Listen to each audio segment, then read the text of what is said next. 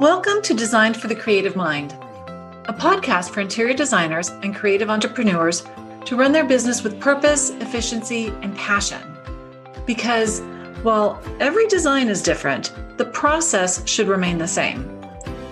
Prepare yourself for some good conversations with amazing guests, a dash of Jesus, and a touch of the woo-woo, and probably a swear word or two. If you're ready to stop trading your time for money and enjoy your interior design business, you are in the right place. I'm your host, Michelle Lynne.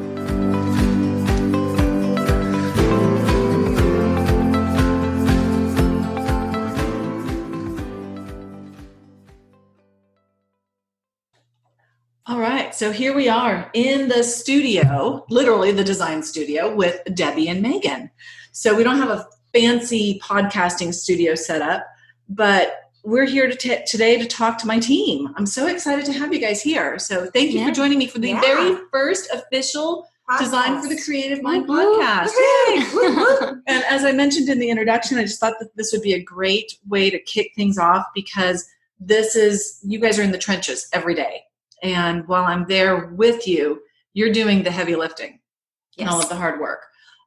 So let's just start with Debbie. You've been with me for the longest. Almost 7 years. At this point. So depending on when you're listening, it could be 17 years. Oh, wow. Yeah. Keeping you for a while. January 2014. There we go. That was my start date. That was your start date. And golly, boy, you have seen a lot. Yes.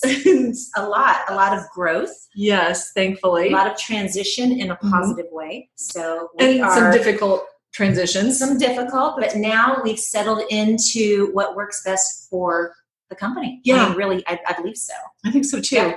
Now, tell me a little bit about, or tell the listeners, tell the millions of listeners a little bit about your background. Well, I do not have a degree in design. My degree is actually in video production from the 80s, which is kind of obsolete now. But I've always been interested in design and self-taught. And when I decided I wanted to pursue it on a professional level, I took some classes at the community college, so I couldn't just walk the walk. I had to talk the talk because I needed the vocabulary to actually communicate my ideas and honestly to be taken seriously. I had to know what I was talking about. I couldn't just say, oh, you put the thingy over there. I needed to know why and tell people why and explain through a design perspective, and knowing that terminology really has been a huge benefit. And it gave you a good level of confidence. Absolutely. And just because I just bullshit my way through it and it still worked okay. I did online classes, I did design history and styles and all that stuff, code, compliance, ADA, blah, blah, blah, blah, blah, which, I can always refer back to if I need to. Yeah, that's a lot of information. It is a lot of information. But just so I wouldn't look like, I was a deer caught in the headlights. If someone asked me a question, at least it sounded familiar, and then I can go back and research if I needed to. Did they have any business courses? Yes, I actually took a series of small business courses because it's not just the talent side. When you're managing people's money, you have to have a little bit of business sense. And if you want to be profitable, you need to learn how to manage money and also make money at the same time. Yeah, that's for sure. That is for sure. It was very, very helpful. Marketing, accounting, all that stuff that creatives don't like. Girl, I didn't know you did that much schooling. I did. That in addition to my 4-year degree. Yeah, that makes sense. That makes sense. Yeah. Huh. Yep. I did. See, you learn something new about your right? every day. Absolutely. And then Megan, you joined us a couple years after that. Yeah, I think a year and a half after. I've been here going on 5.5 years. Yeah. Depending on when you're listening to this, it could be 15 by that point. And let me just say, when you get a good team, hold on to them, y'all. Hold on to them. So your background, tell us just a quick. So I went to design school. It was a 4-year college. University, played sports, all that stuff. But no, I was blessed that growing up, I kind of knew I wanted to be in design. I was kind of lucky that way. And then just pursued it, took a class in high school actually. And I was like, oh, I'm actually kind of good at this. and then decided to major. Classes when we were in high school. No, we just had crappy accounting classes, which I didn't do. It was kind of the home ec mix. Like I did the interior design, the cooking, and I learned how to sew pajama pants. Oh, okay. Yeah. So it was an elective. Yeah. Very nice. I made a skateboard pillow when I was in home ec. Well, that's what they did back in the day. Yeah, that's fun. But now I forgot how to sew, so that wasn't applicable. But I did know how to continue to design. Back in the day. So we do not make the window treatments. Yes. No, we have a lovely workroom. Note to self. Yeah. Don't do this at home. No. So basically, we've got a group of people in our studio that have all different types of backgrounds. Mm-hmm. So Megan was trained classically through a 4-year degree. Yes. Debbie taught herself a lot of things, and then went to school to compound the technical knowledge. Correct. And then I just kind of hired these two after the business outgrew my own bullshit level, for lack of a better term. So I could get in there and just kind of fudge my way through a lot of it. But I think that getting as a business owner, you sometimes have to get out of your own way and let the business do what it needs to do.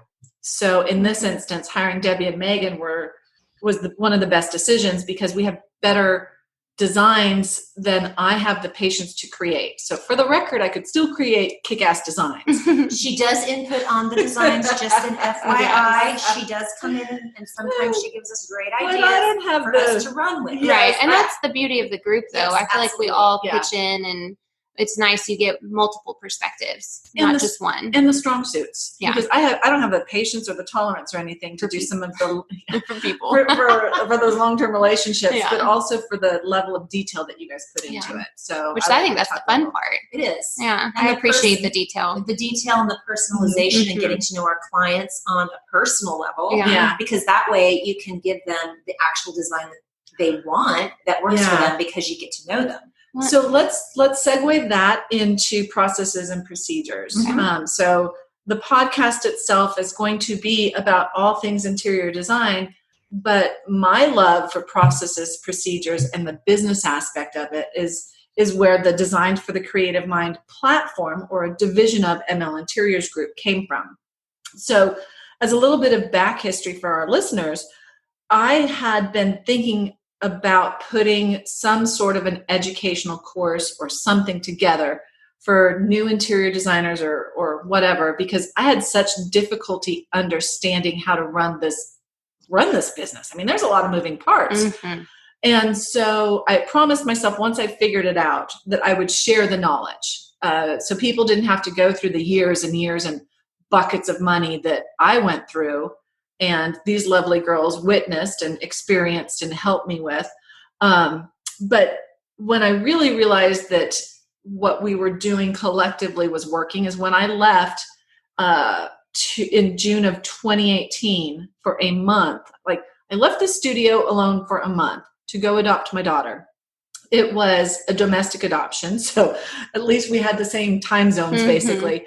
But I left for a month, and Megan and Debbie ran the business. Everything from incoming phone calls, scheduling appointments, doing, initial visits, meet and greets, scopes of work presentations, getting signatures on contracts, and kicking off projects. And y'all, you never called me. And I was like, well, I'd call you and say, is everything okay? And you're like, yep, everything's fine. So that's when I knew that we had something. We did. We did. Yeah. We did. Yeah. It was working. This stuff works. Yeah.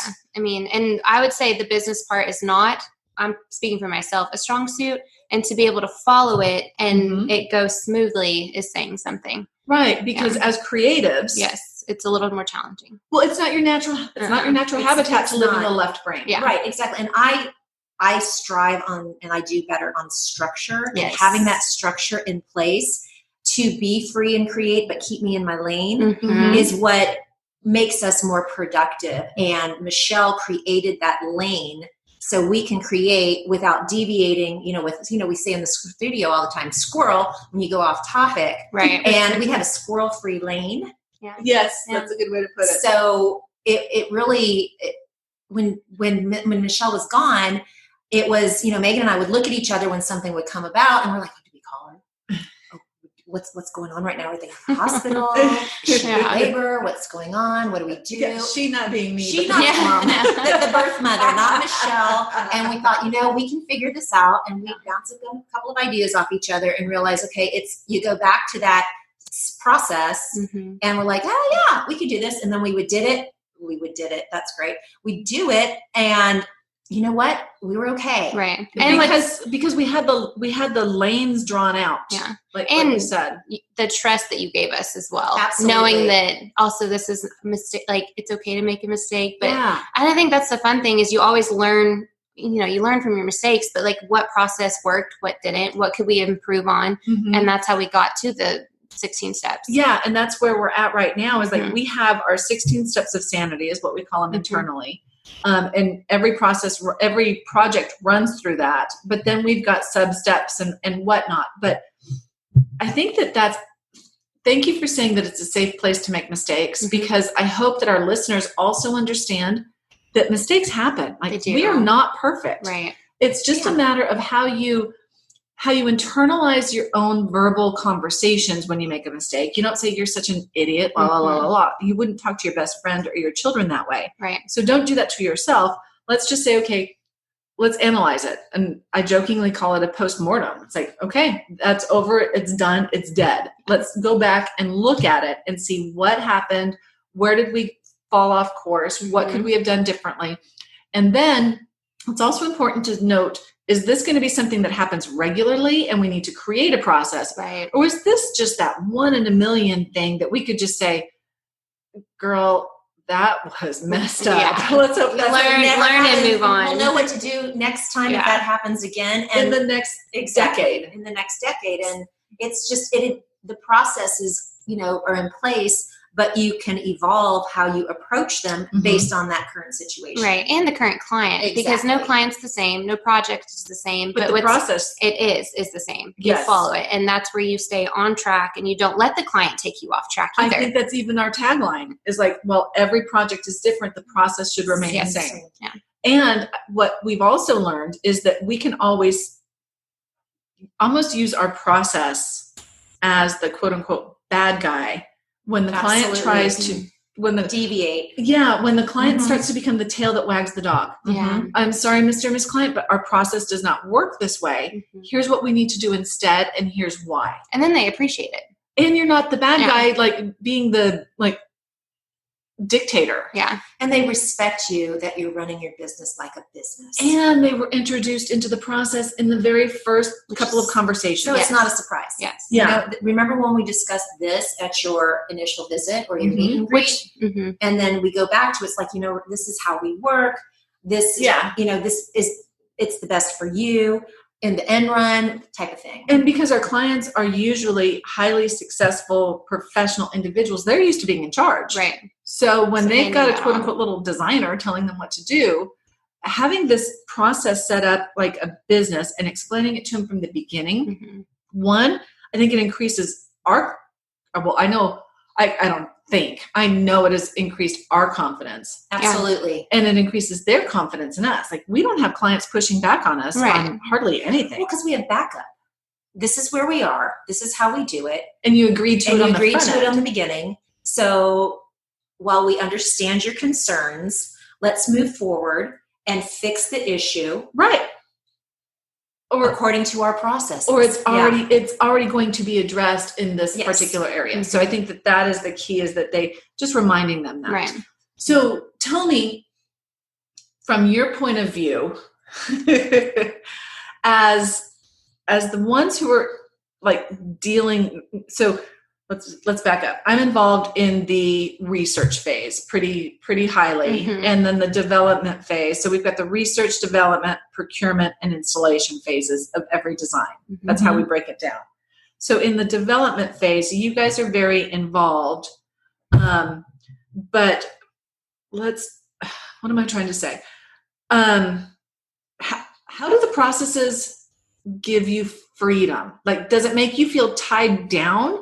And like, oh, I got to go exactly this way. Or, oh, here we go. I'm ready to roll. Like, how does it leave you feeling in the middle of, let's talk about the design phase. For me personally, our interview portion of the steps, because it's considered ongoing, that means that it's okay to go back and call your client and ask a question. Yeah. Because, for instance, today I just did that. I did my measurements in my interview day last week for a new project. Totally forgot to ask her the paint colors. So I kind of, in my Friday follow-up, said, oh, I noticed that you had a piece of tape with the paint number on the wall. And according to my records, that's alabaster from Sherwin-Williams. Well, you wouldn't happen to have cans in the garage of the other paint colors, did you?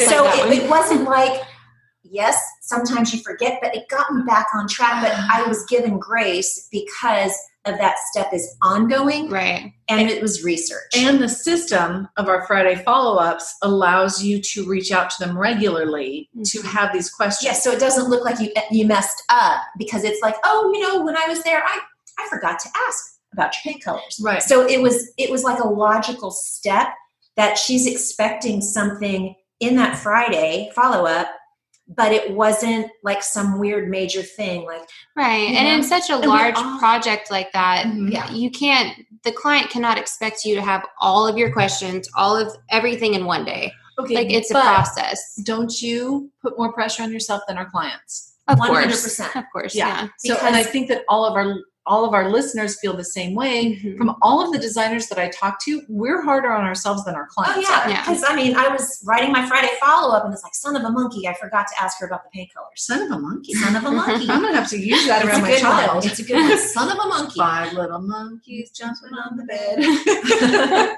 Sometimes we sing. It gives you, it's a guideline, not so much a rule. Right. So that's what you have to remember. I didn't break a rule. I'm following guidelines. Yeah. So, and every, like Megan said, every client is different. They are. So we follow these procedures, but the way you approach them may be a little bit different per project. Absolutely. So that's where you're given a little bit of leeway, but as long as you stay in your lane and you can weave in that lane. So Debbie, do you think if you were an individual solopreneur and didn't work in a team, would it still work the same for you? 100%. Oh, good. Yeah, I would because I'm a structured person, and I actually like rules, and I like steps. I like to. She's a 1 on the Enneagram, people. Yes, just for the record, she does like rules. I'm an Army brat. It's not my fault. It was my environment when I was raised. But I thinking about it, it's like, gosh, if I was doing this on my own, I could not just jump in the deep end without my inner tube of 16 steps. And I just totally pulled that out of my butt. But that's the equivalent. It's like, I've never run my own business before, so I wouldn't know. But if I had this roadmap on how to do it correctly and keep me focused so I could be profitable, because at the end of the day, it's a business. You want to make money. Right. You're not doing charity work. I mean, if you do charity work, rock on. Go ahead. But if you're going to, if you want to eat, work and just do it profitably, but you also have to provide a good product for your client. So absolutely. It's a two-way street, but and same lanes. Staying in your lane. Let me interrupt myself to take a quick moment to thank Satinoff Insurance Agency for sponsoring this episode of the Designed for the Creative Mind podcast. Their support and understanding of the interior design, decorating, and home staging industries is unrivaled. Satinoff understands what our businesses do, and they provide insurance that lets me sleep at night. Yep, this is the firm that I use, and they will do the same for your sleep habits and your business too. They're more than an insurance agency, they're an extension of my business. They take care of the worry because they are the experts, which allows me and my team breathing room to do what we do best, design beautiful spaces. You can find their contact information below in the show notes. Give them a call today. And Megan, having come from school, what was the, holy crap, I didn't learn everything? Did you have a moment like that? Yeah, my internship. Yeah. Well, for one, dealing with people. In school, you don't deal with people. You have make-believe projects that have this beautiful life and they have no budget and you're just going to do amazing on your project.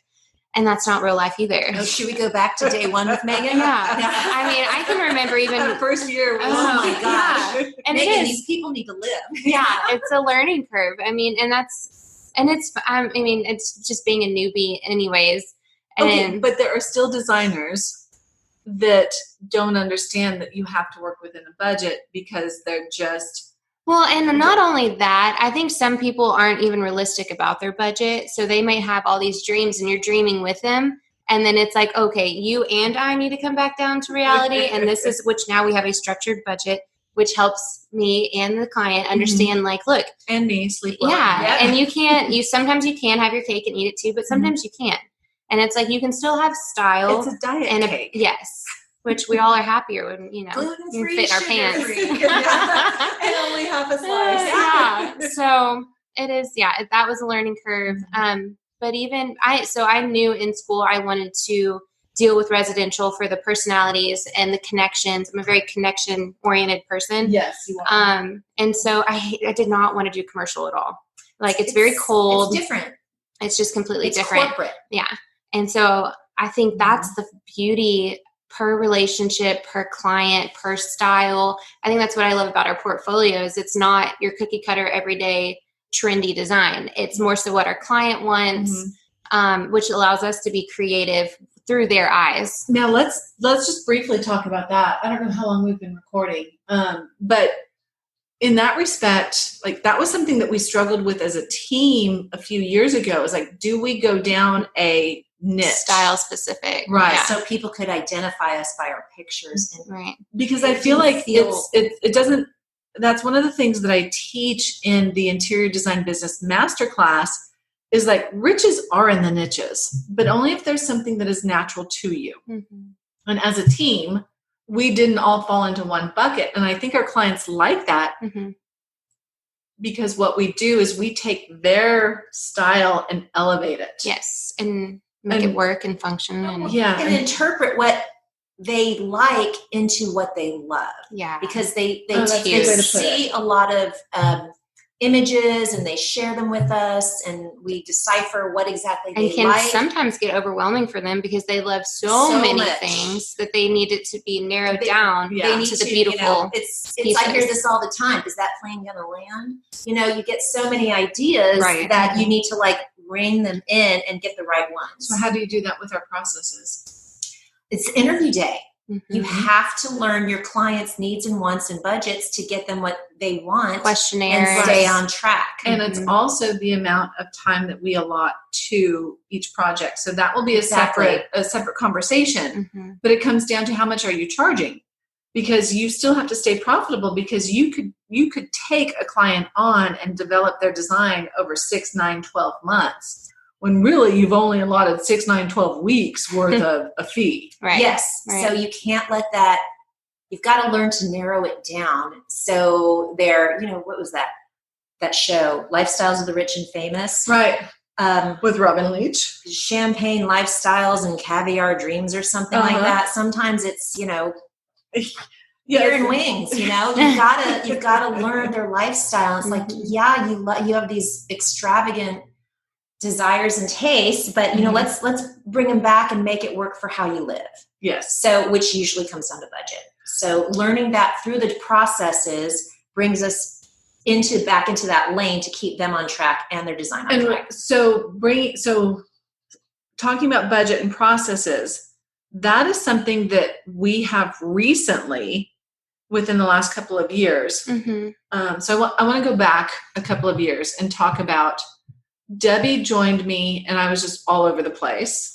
Well, it was a transition staging. time. Y'all were doing we were doing a lot of it stuff. was mostly staging. I mean, honestly, I was going out to real estate offices and buying them lunch and talking to them while they were all on their phones. Right. And we get zero business. Okay, so let's address that when it comes to marketing. Yes. That's not the right thing to do. But you do have to try because I've even gone to apartments with goodie bags and been like, hey, but you try. We were working on our multifamily. Yes, so we have that. Trying things to see what works. Your time is more valuable than that. Yeah. There are things that work and things that don't work, and we learned along the way. So that's where I think that our money lost, time lost, experience gained is what we're trying to share with other individuals. That's what created the 16-step process, because that just... And it also kept us from going, we weren't going to do staging. We're not pursuing multifamily.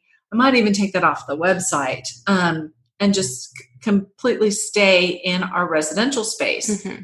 Although I will say multifamily, for the record, is highly profitable and a lot of fun because you don't have to deal with as much emotion. But it's also a time suck. It's also a different episode. Budget crunch too. Yes. Yep. So there's pros and cons to everything. Budgets. Yeah. So with that, I think that we've learned that once we stay in our lane, and that goes back to what you were talking about earlier about the squirrel, we can totally see a bunch of things, is that you guys have seen a lot of things, and just share like 2 quick minutes about the difference of, Debbie, when you first came on board and I was all over the place. Megan, you came on board and we were starting to tighten up the ship.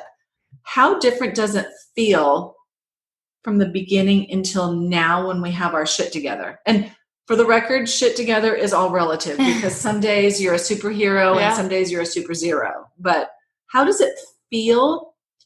Like, if it was your business, and it is, because we're all in this together, basically, even though my name's on the damn door, like, how does it feel? Just, is there less stress? Is there more stress? Like, I would say less stress, in a sense of, I can remember at the, like, probably the first year where I was digging into designs, and you would ask me all these questions. Have you done this? Have you done this? Have you done this? Mm-hmm. And I hate not being getting it done. We all do. And then I would question myself, like, oh, did I forget that? Did I forget that? I didn't write that down.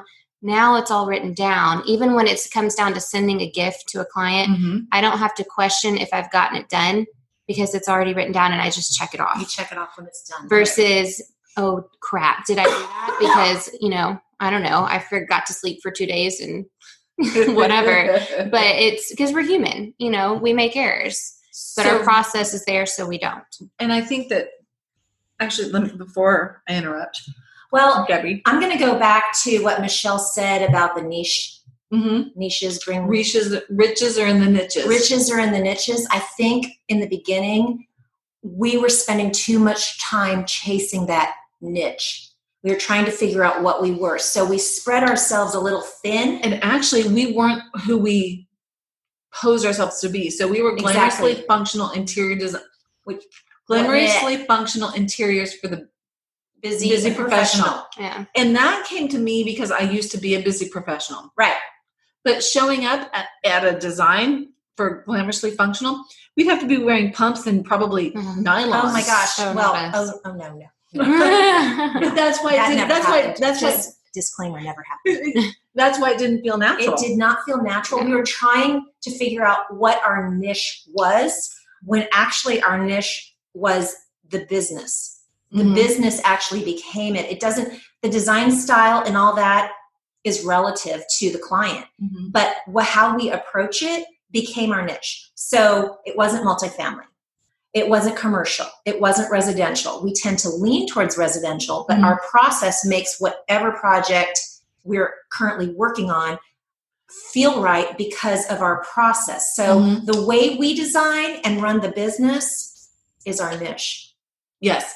And I believe that that's also very applicable to anybody else who, even if you have a look, you can still up level and promote the business process when you're talking to your clients, and it elevates you above. Like, we've won projects that we've made a bucket of money on over another designer. Buckets. That's all I'm saying. Yeah, and let me just tell you, we had to put our big girl panties on to ask for that money. We looked at each other and went, are we doing this? And we did, and we got a signature. And that will be another episode.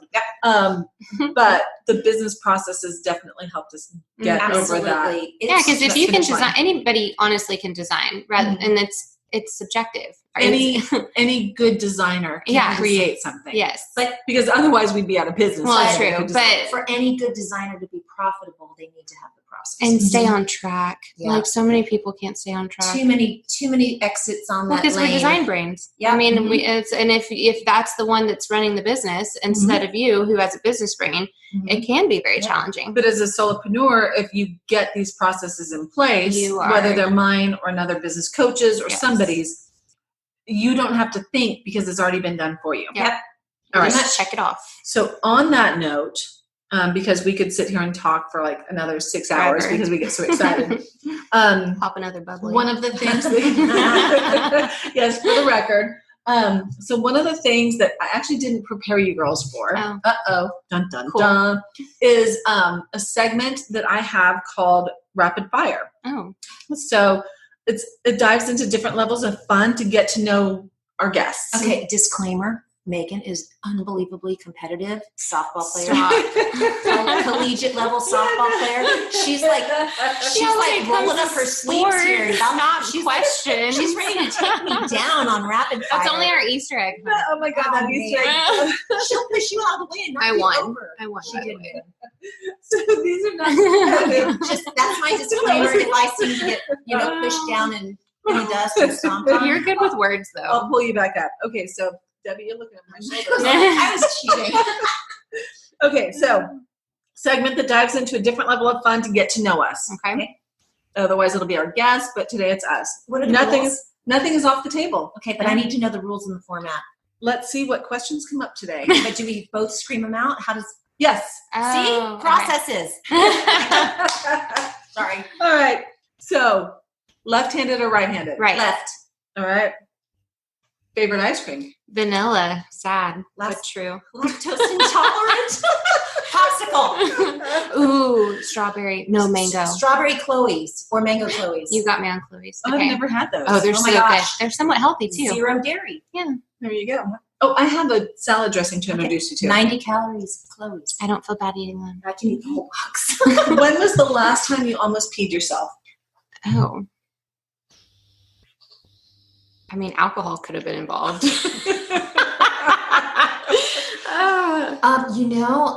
Yesterday I was stopping at a lot of different job sites, and sometimes there aren't bathrooms available.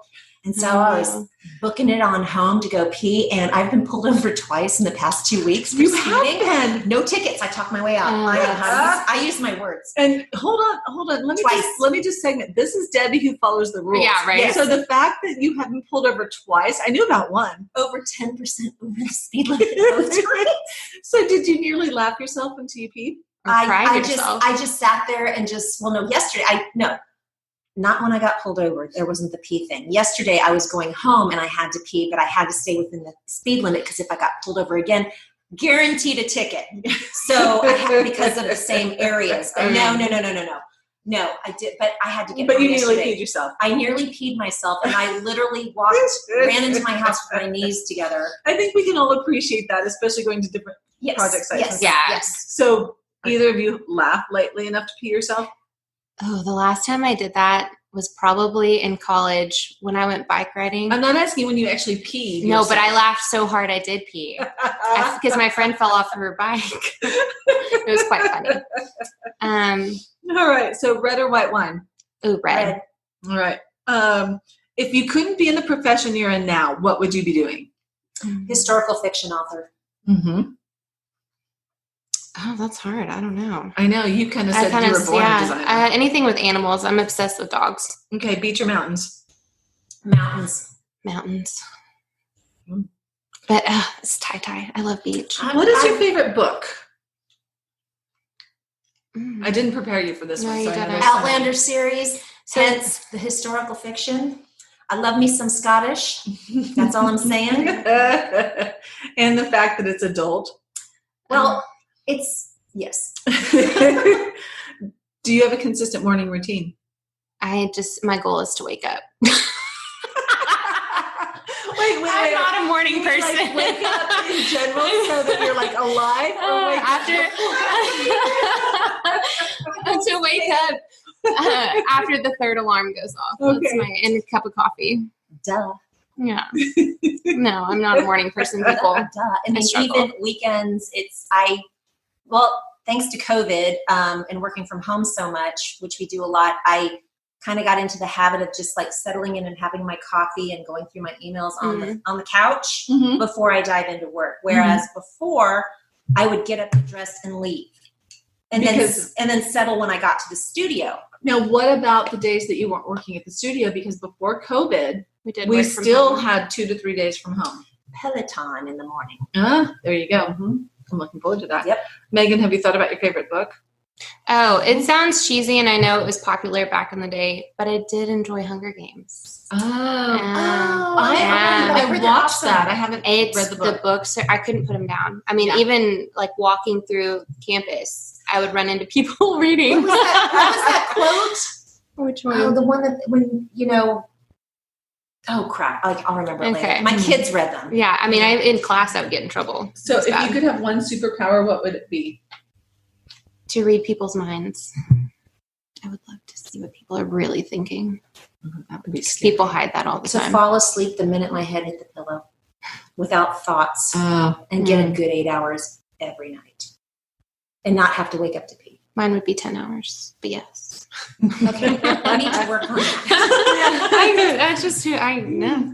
Some people, like my husband, needs a full solid 8 to 9 hours, and I'm fine with 4 to 5. And then I crash and sleep for a while. The amount of caffeine that I would intake to make up for the 4 to 5, it just doesn't work. Yeah. I get grouchy pants. We need you to get I need sleep and I need food. Hangry pants. Yeah. I got that from my mom. All right. It's genetic. So that's funny. So what else? That's all I got. I'm waiting. I'm ready. I'm worked up now. I know. We'll record another episode right now. Okie dokes. We have a virtual meet and greet coming up in a few minutes. So, gotta get back to work. Okay. So thank you guys for joining me. And this will not be the last time that we have this fun. It was fun. I know, right? Fun. Mm-hmm. You guys were nervous to begin with, but I was. This isn't hanging out. We had hanging out. Well, it doesn't hurt to have some sparkling rosé. Yep. Yeah. So thank you very much. I look forward to having you guys next time. And if anybody wants to know where you can follow the team, you can check out ML Interiors Group. All of the projects are tagged with either Debbie or Megan, or the very few projects that I'm still relevant in. Look back and down at the portfolio for those years ago. But for the really good ones, check out at Megan Fornes and at Deb Does Design. And we will see you on the next episode. Bye. Peace out. Hey, y'all.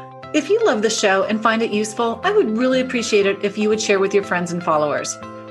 And if you like what you're hearing, want to put a face with a name, and get even more business advice, then join me in my Facebook group, the Interior Designers Business Launchpad. Yeah, I know, it's Facebook. But just come on in for the training and then leave without scrolling your feed. It's fun, I promise you'll enjoy it. And finally, I hear it's good for business to get ratings on your podcasts. So please drop yours on whatever platform you use to listen to this. We're all about community over competition. So let's work on elevating our industry one designer at a time. See you next time.